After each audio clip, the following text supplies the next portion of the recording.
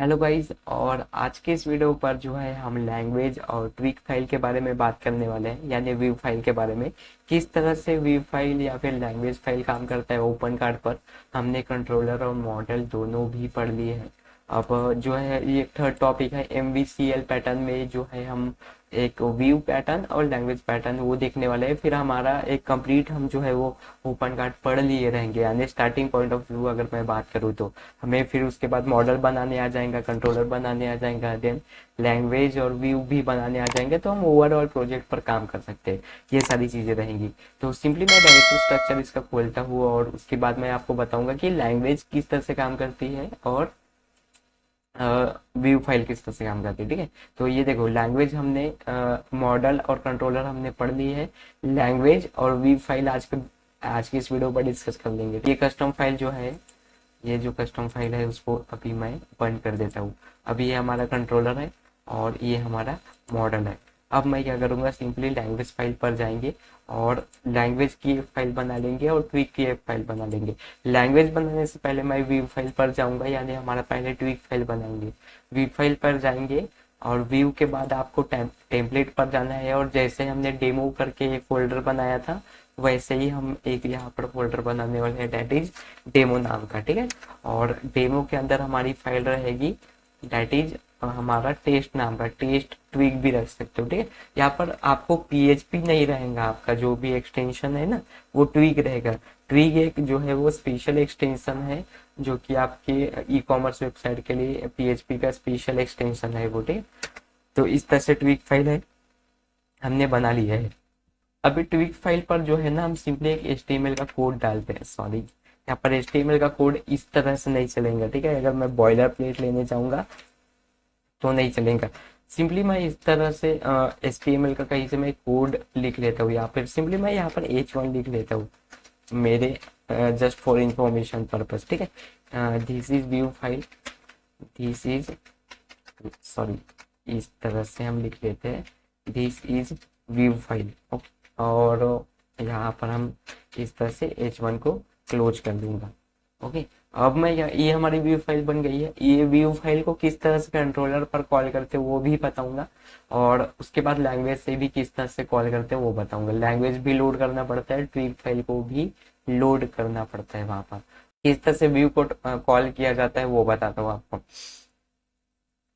Simply हम चलेंगे किसी दूसरे कंट्रोलर पर और देख लेंगे किस तरह से डॉलर भी वो जो व्यू फाइल को किस तरह से कॉल करते हैं वो। देखो यहाँ पर तो नहीं है, ये एडिट है, सॉरी, हम ऊपर चलते हैं।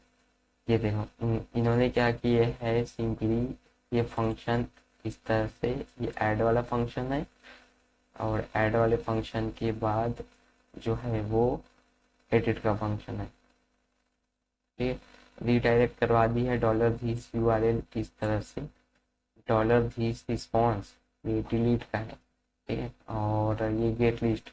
ओके, तो ये गेट लिस्ट वाला जो मेथड है वो गेट लिस्ट के मेथड में उन्होंने यहाँ पे इस तरह से मॉडल को या फिर व्यू को लोड करवाए होंगे। तो हम चलेते हैं नीचे, और ये देखो dollar this response set output dollar this load view.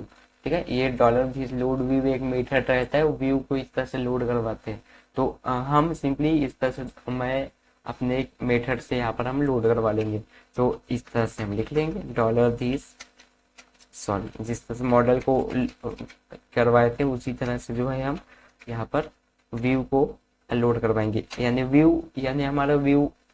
ठीक है, व्यू फोल्डर है, और व्यू फोल्डर नहीं है, व्यू एक मेथड है, उसके अंदर हमें डेमो और उसके बाद हमारा क्या है, टेस्ट है। ओके, तो टेस्ट इस तरह से आप लिख लेना। उसके बाद आपका सिंपली जो है वो H1 आपने लिखे थे ना वो मतलब आपका जो भी ट्वीट फाइल है टेस्ट वाला वो कॉल हो जाएगा। तो सिंपली हम चलते हैं यहाँ पर और इसको रिफ्रेश करते हैं, और हमारा H1 जो हमने लिखे थे वो भी आ जाना चाहिए। ठीक है, तो वो अभी इस तरह से आया नहीं है, तो मैं सेट आउटपुट के अंदर डालता हूँ इसको, ताकि हमें सिंपल सा समझ में आ जाए। तो dollar this response set output, sorry, हम इस तरह से जाते हैं यहाँ पर और ये लिख लेते हैं। ठीक है, सेट आउटपुट कॉपी कर लेते हैं और यहाँ से इसको पेस्ट और यहाँ पर इस तरह से डाल देता हूँ। ओके, तो चलते हैं। अब यहाँ पर देखो ये आ गया है हमारा, यानी हमने इस तरह से लोड कर लिया है, हमारा व्यू फाइल को लोड करवा ली है, यानी हमारी ट्वीक फाइल को यहाँ पर हमने लोड करवा ली है। ठीक, तो dollar this response set output जो है वो हमारा एक मेथड है, उसके अंदर आप इस तरह से अपना व्यू फाइल को इस तरह से लोड करवा सकते हो। अब हमें लैंग्वेज को किस तरह से हम कॉन्केटिनेट कर सकते हैं, हमारे मतलब किस तरह से मेंशन कर सकते हैं, ऐड कर सकते हैं हमारी इस वाले फाइल को, वो बताता हूँ आपको। ठीक है, तो क्या करेंगे हम, अभी सिंपली आप इस तरह से HTML का पूरा कोड डाल सकते हो यहाँ पर। सिंपली अगर मैं यहाँ पर HTML बॉयलर प्लेट लिख लेता हूँ, HTML सिर्फ HTML लिख लेता हूँ, ठीक है, ताकि मुझे सिर्फ एक बेसिक ट्यूटोरियल पर चलते W3 वाले को एक बॉयलर प्लेट उठाना है मुझे सिंपल। और यहाँ पर देखो ये बॉयलर प्लेट मिल गया, मैं इसको करूँगा कॉपी और हम चलेंगे यहाँ पर और इसको हम कर देंगे पेस्ट यहाँ पर। सॉरी वो कॉपी नहीं हुआ था, ठीक है, तो इस तरह से हम लेंगे कॉपी, देन हम चलेंगे यहाँ पर और पेस्ट कर देंगे इस तरह से हमारी स्क्रिप्ट। ठीक है, तो दिस इज हेडिंग के जगह हम यहाँ पर लिख देंगे दिस इज व्यू फाइल को, और पैराग्राफ को रखते हैं, पैराग्राफ के जगह हम यहाँ पर हम जो लैंग्वेज से डालेंगे वो यहाँ पर रखूंगा। तो सिंपली अगर मैं इसे कंट्रोल अल्ट, सॉरी फॉर्मेटर नहीं है मेरे पास, फॉर्मेट कर लेंगे बाद में। ओके, तो यहाँ पर इसको हम थोड़ी देर के लिए ऐसा कर लेंगे बस समझने के लिए। ठीक है, तो अभी मैं क्या करूंगा, यहाँ पर लैंग्वेज को, लैंग्वेज किस तरह से लैंग्वेज की फाइल यहाँ पर हम लिख सकते हैं वो बताता हूँ आपको। तो अभी हम चलेंगे लैंग्वेज फोल्डर के अंदर, और लैंग्वेज फोल्डर के अंदर आपको जैसे हम करते आ रहे हैं वैसे ही आपको डेमो नाम का एक फोल्डर बनाना है। ठीक है, तो ये लैंग्वेज में आ गए हम, और ENGB, ये ENGB उसके बाद जो है वो हमें एक फोल्डर बनाएंगे हम, डेट इज, सॉरी ये ENGB के बाद बनाना है मुझे फोल्डर, तो इस तरह से डेमो। ठीक है, और उसके बाद हम यहाँ पर एक फाइल बना देंगे डेट इज test.php। ठीक है, test.php। ओके, अभी यहाँ पर एक ना एक मेथड लिखना पड़ता है, मेथड जैसा कुछ, और उसके बाद जो है यहाँ पर हम यहाँ पर जो भी डिफाइन करते हैं इस तरह से, वो हमें ये यहाँ पर जो डिफाइन करते हैं वो वेरिएबल वहां पर पास करते हैं, तो हम एक्सेस कर सकते हैं यहाँ पर जो भी ये लिखा होगा, जो भी हमने यहाँ पर असाइन किए रहेंगे वो। ठीक है, तो क्या करूंगा मैं, यहाँ पर इसको कॉपी कर लिया हूँ मैंने, यहाँ पर पेस्ट करूंगा। तो हेडिंग टाइटल लिखा हुआ है, तो हेडिंग टाइटल ही रखूंगा मैं यहाँ पर, और यहाँ पर मैं क्या कर लूंगा, यहाँ पर सिंपली व्यू पेज ऐसा रख लूंगा, या फिर डेमो टेस्ट पेज इस तरह से हम लोग रख लेंगे। ठीक है, ये हमारा टेस्ट हेडिंग पेज इस तरह से रख लूंगा। ओके, अब ये हेडिंग ये जैसे का वैसा कॉपी करना आप हेडिंग टाइटल को, और जो भी आपका व्यू ये फाइल है वहां पर ना H1 के अंदर पे आप डबल कर्ली ब्रेसेस के अंदर में उसे पेस्ट करना। ठीक है, डबल कर्ली ब्रेसेस के अंदर आप इस तरह से लिखोगे तो क्या है, आपको इसके अंदर में आप ऐसा हार्ड कोडेड मत लिखना है, यानी चीजें लिखने की जरूरत नहीं है, आप एक बार लैंग्वेज फाइल पर चीजें डिफाइन कर दो, इसके अंदर आप डिफाइन कर लो, और ये जो भी लिखा रहेगा वहां पर वो आपके व्यू फाइल पर जो है वो रिफ्लेक्ट हो जाएगा, यानी आपके फ्रंट एंड पर रिफ्लेक्ट हो जाएगा।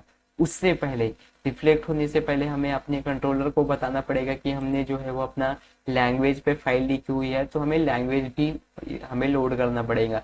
तो डॉलर दिस लोड इस तरह से लिखना पड़ेगा, तो मॉडल की जगह आप लैंग्वेज लिख लेना, और हम यहाँ पर लैंग्वेज लिखेंगे, और लैंग्वेज को भी हम जैसे हमने मॉडल को लोड किए थे वैसे ही हम लैंग्वेज को भी demo slash test same path रहेगा, सिर्फ आपको मॉडल की जगह लैंग्वेज लिखना पड़ेगा। ठीक है, तो इस तरह से आप कर देना। ओके, अब हमारा क्या हो गया है, लैंग्वेज भी लोड हो गया है और मॉडल भी लोड हो गया है, तो इस तरह से आप यहाँ पर इस तरह से लिख सकते हो। ठीक है, लोड लैंग्वेज फाइल। ठीक है, तो ये हो गया। चलते हैं हमारे फ्रंट एंड पर, और यहाँ पर देखो दिस इज व्यू फाइल लिखा है, लेकिन हमने लैंग्वेज पर क्या पास किए है कि हमें इस तरह से ये आना चाहिए, सॉरी हमारा यहाँ पर है, ये देखो टेस्ट हेडिंग पेज है, तो हमने अभी उसके जगह में टेस्ट हेडिंग पेज जो है वो पास कर दिया, मैं रिफ्रेश करते हुए उसको। ठीक है, तो तब आना चाहिए, देखो टेस्ट हेडिंग पेज आएगा, और उसके बाद दिस इज माई मॉडल, ये तो कंट्रोलर से आ रहा है, मैंने जो है वो इको करके रखो, तो ये कंट्रोलर कॉल हो रहा है हमारा। कंट्रोलर के अंदर जो है वो आपका फ्रंट एंड वाला पेज कॉल हो रहा है, ठीक है। तो इस तरह से है ये, और हमारा दिस इज पैराग्राफ जो हमारा HTML पर है वो तो रेंडर होगा ही। तो इस तरह से जो है वो हमारा लैंग्वेज और व्यू फाइल काम करता है, क्रीप फाइल काम करता है। इसके अंदर बहुत सारी चीजें रहती हैं जो अभी हम आगे आने वाले वीडियोस पर बताऊंगा मैं, और कंडीशंस किस तरह से बनाया जाता है ओपन कार्ड पर, या फिर किस तरह से सारी चीजें होती है आज की इस वीडियो पर जो है वो नहीं बता पाऊंगा मैं। आगे आने वाली वीडियोस पर कंडीशंस किस तरह से लिखते हैं, फॉर स्टेटमेंट, सारी चीजें आप ट्वीक फाइल पर किस तरह से आप कंट्रोलर से डेटा भेज सकते हो, यहाँ से किस तरह से हम एक्सेस कर सकते हैं, सारी चीजें जो है वो आगे आने वाले वीडियोस पर बता दूंगा। आज के इस वीडियो पर मुझे लैंग्वेज को बताना था, और किस तरह से जो है व्यू फाइल को लोड करवाया जाता है वो बताना था। तो आई होप यह चीजें आपको समझ में आ गई होगी। आप भी थोड़ा सा प्रैक्टिस करो और इस तरह से आप एक दो वेरिएबल बना कर देखो, ठीक है। सिंपली आप इस तरह से वेरिएबल बना सकते हो जैसे कस्टम में, लेकिन आपको सिंटैक्स सेम लिखना पड़ेगा।